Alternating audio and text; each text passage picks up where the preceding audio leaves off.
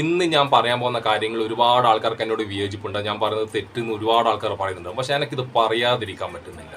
സംഭവം എന്ന് വെച്ചാൽ നമ്മളെ ഷഹബാസിന്റെ സുഹൃത്തിനെയും ഷഹബാസിന്റെ ഉപ്പേനെയും വെച്ചിട്ട് ഇങ്ങനെ കോപ്രായങ്ങൾ കാണിക്കുന്ന കുറേ യൂട്യൂബേഴ്സിനെ കുറിച്ച് ഞാൻ പറഞ്ഞു. ഞാൻ ഇതിൻ്റെ ഷഹബാസിന്റെ ഉപ്പാനെയോ ഷഹബാസിന്റെ സുഹൃത്തിനും ഒരിക്കലും കുറ്റം പറഞ്ഞില്ല. ആ പാവങ്ങൾ ഈ സംഭവം അറിയുന്നില്ല. റീച്ചിന് വേണ്ടി കോപ്രായം കാണിക്കുന്ന നാണവും മാനവും ഇല്ലാത്ത കുറേ യൂട്യൂബേഴ്സിനെ കുറിച്ചാണ് ഞാൻ പറയാൻ പോകുന്നത് കേട്ടോ. 2 ദിവസം മുന്നെയാണ് ഈ ഷഹബാസിന്റെ സുഹൃത്തിന്റെ ആദ്യത്തെ ഇന്റർവ്യൂ നമ്മൾ യൂട്യൂബിൽ വന്നിനെ. ജംഷീർ ബാബു എന്നൊരു യൂട്യൂബറെ എടുത്ത് നല്ല മനോഹരമായിട്ട് മൂപ്പരെടുത്ത് എന്തെല്ലാം കാര്യങ്ങൾ നമ്മൾ അറിയാൻ ആഗ്രഹിച്ച കാര്യങ്ങൾ കൃത്യമായിട്ട് ചോദിച്ച് സംഭവം മൂപ്പർ ക്ലീൻ ആക്കി. ഏകദേശം ഒരു ദിവസം കൊണ്ട് തന്നെ 1 മില്യണിൽ മുകളിൽ വ്യൂസ് അതിന് കിട്ടി. ഈ സംഭവം 1 മില്യണിൽ മുകളിൽ കിട്ടിയത് കണ്ടപാട് കുറെ കൊണച്ച യൂട്യൂബേഴ്സ്, ഞാൻ ആ മൂപ്പറ ജംഷീർ ബാബുവിന് ഒരിക്കലും പറഞ്ഞല്ലേ, മൂപ്പർ മനോഹരമായിട്ട് എടുത്തെ എല്ലാണ്ട് കുറെ കൊണച്ച യൂട്യൂബേഴ്സ് ഉണ്ട്. എന്താണ് ഈ ചൂട് കൂടുമ്പോൾ ഊട്ടിയിലേക്ക് 3 ടൂർ പോകുന്ന കുറെ ആൾക്കാരല്ലേ, അതുപോലെ ഈ ഷഹബാസിന്റെ സുഹൃത്തിന്റെ വീട്ടിലേക്ക് വണ്ടിയും പിടിച്ച് അങ്ങ് വെച്ച് പിടിപ്പിച്ച് എന്താണ് ക്യൂ നിന്നിട്ട് വീഡിയോ എടുക്കുമ്പോൾ നാണം വേണം കുറച്ചല്ല. എന്നിട്ട് അവനോട് പറയുന്നേ, നിനക്ക് വിഷമാന്നറിയാം, എന്നാലും വിഷമാന്ന് അറിഞ്ഞിട്ടുണ്ടെങ്കിൽ ഒരാളൊരു മറക്കാൻ ആഗ്രഹിക്കുന്ന കാര്യങ്ങൾ പിന്നെ ഓനെ കൊണ്ട് ചെയ്യിപ്പിച്ചിട്ട് അല്ലെങ്കിൽ തന്നെ ഇൻസ്റ്റാഗ്രാമിൽ ഈ ഒരു പാട്ട് പാടി എന്ന് പറഞ്ഞിട്ട് ഷഹബാസിന് വേണ്ടി ഈ പയ്യൻ ഒരു പാട്ട് പാടി എന്നിട്ട് ഒരുപാട് വിമർശനമായിട്ട് വന്നാൽ അത് പറയുന്നുണ്ട്. ഞാനിത് റീച്ചിന് വേണ്ടി ചെയ്തതായിട്ട് ഒരുപാട് ആളാണ് വിമർശിക്കുന്നത്, അതിൽ ഒരുപാട് വേദനിച്ചിരിക്കുന്ന ചെറുക്കനാണ്. അപ്പോഴാണ് നിങ്ങൾ ഇങ്ങനെ നിങ്ങൾക്ക് റീച്ചിന് വേണ്ടിയിട്ട് നാണവും മാനും എന്തെല്ലാം പണിയെടുക്കാടോ. നിങ്ങൾ നീ ഇത് വെച്ചിട്ടുള്ള റീച്ച് ആക്കുന്നത്. ഞാൻ ഒരിക്കലും ഞാൻ എൻ്റെ നിലപാടാണ് പറയുന്നത്.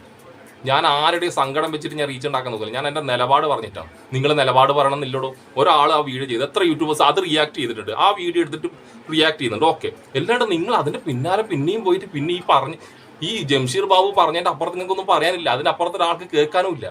അവരെ സങ്കടം പറഞ്ഞ് അത് കഴിഞ്ഞിട്ട് ഈ ഷഹബാസിന്റെ ഉപ്പാന്റെ പിന്നാലെ കൂടി.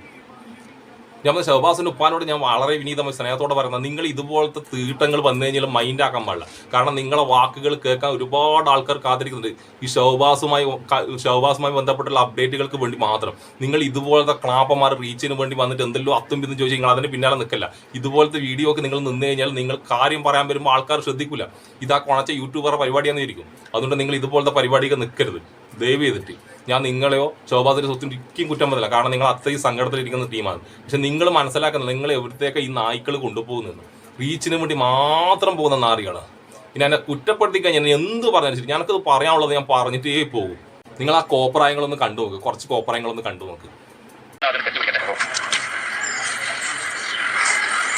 കാരണം ഇതുപോലെ തന്നെ മോനെ അല്ലെങ്കിൽ ഷഹബാസിന് കൂട്ടുകാരനെ കിട്ടിയെന്ന് പറഞ്ഞാൽ വലിയൊരു ഭാഗ്യമാകും. ഞാനിപ്പോൾ ഉള്ളത് നമ്മുടെ ഷഹബാസിന്റെ ഫ്രണ്ട് അൻസഫിന്റെ വീട്ടിലാണല്ലോ. അൻസഫിനെ കാണാൻ വേണ്ടി വന്നാണ്. ഷഹബാസിന്റെ വിയോഗത്തിൽ ഒരുപാട് കാരണം സോഷ്യൽ മീഡിയ മൊത്തം എല്ലാവരും എന്താണ് എന്താ പറയുക, നമുക്ക് അൻസഫിനോട് പറയാനുള്ളത്, നമ്മളിപ്പോൾ 10ാം ക്ലാസ്സിൽ അൻസഫ് പഠിക്കുന്നത്. പിന്നെ ഈ യൂട്യൂബേഴ്സ് നാരിയോട് എനിക്ക് പറയാനുള്ളത്, നിങ്ങൾ പോയത് ഒരു സിനിമ ഹിറ്റായ ഒരു സൂപ്പർ സ്റ്റാറിന്റെ അടുത്തേക്കല്ല, നിങ്ങളെ സിനിമ ഹിറ്റായി അത്ര സന്തോഷത്തിലിരിക്കുന്ന ആളുടെ അടുത്തേക്കല്ല, അല്ലെങ്കിൽ ഒളിമ്പിക്സിൽ സ്വർണ്ണം നേടി വന്ന് സന്തോഷത്തിലിരിക്കുന്ന ആളുടെ അടുക്കല്ല. സുഹൃത്ത് നഷ്ടപ്പെട്ട അത്രയും സങ്കടത്തിലിരിക്കുന്ന ഒരു കുട്ടീൻ്റെ അടുത്തേക്കാണ്, മകൻ നഷ്ടപ്പെട്ട ഒരു ഉപ്പേൻ്റെ അടുത്തേക്കാണ്. നിങ്ങൾ പറഞ്ഞില്ല മറ്റേ മരണപ്പെട്ട വീട്ടിലേക്ക് ചാനലുകാർ പോയിട്ട് മയക്കും കൊണ്ടുപോകുന്ന ചാനലുകാരെ വിമർശിക്കുന്നവരോട് അവരെ ചെയ്യുന്ന അതേ പണിയിൽ ഇവരെടുക്കുന്നത്. ശരിക്കും പറഞ്ഞു കഴിഞ്ഞാൽ ഷഹബാസിനെ കൊന്ന ക്രിമിനൽസിലെ സ്കൂൾ കുട്ടികൾ എന്ന് പറഞ്ഞാൽ ആ നാറികൾ, അവരെ അതേ മെന്റാലിറ്റിയാണ് ഈ യൂട്യൂബേഴ്സിനുള്ളത്. എങ്ങനെയെങ്കിലും റീച്ച് സങ്കടം പറഞ്ഞിട്ട് ഇങ്ങനെ റീച്ച് കൂട്ടുക, എന്തെല്ലാം പണിയുണ്ടോ.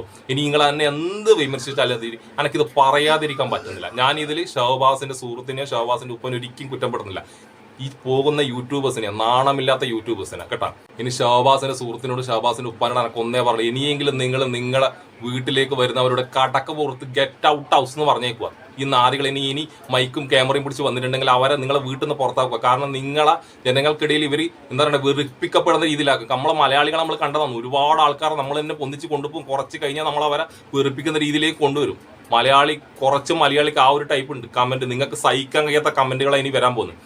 ഇൻസ്റ്റാഗ്രാമിൽ വന്നൊരു കമന്റിന് ആ കുട്ടി എത്രമാത്രം വിഷമിച്ചിട്ടുണ്ടെന്നറിയാം റീച്ചിന് വേണ്ടി എന്ന് പറഞ്ഞപ്പോൾ. ഇതിലിനി എന്തെല്ലാം ഇത് കട്ട് ചെയ്ത് ഇനി എന്തെല്ലാം കോപ്രായങ്ങൾ കാണേണ്ടി വരും എന്നറിയാം. നിങ്ങൾ അത്രയും ഒരു മോശം അവസ്ഥയിലേക്ക് കൊണ്ടുപോകാനാണ് ഈ യൂട്യൂബേഴ്സ് വരുന്നത് കേട്ടോ. ഇനിയെങ്കിലും ദയവ് ചെയ്തിട്ട് നിങ്ങൾ ഇതുപോലുള്ള കോപ്രായങ്ങൾക്ക് കൂട്ടു നിൽക്കില്ല, നിങ്ങൾ അവരെ ചവിട്ടി പുറത്താക്കുക. ഒരുപാട് സ്നേഹം കൊണ്ട് പറയുന്നത്. ഓക്കെ.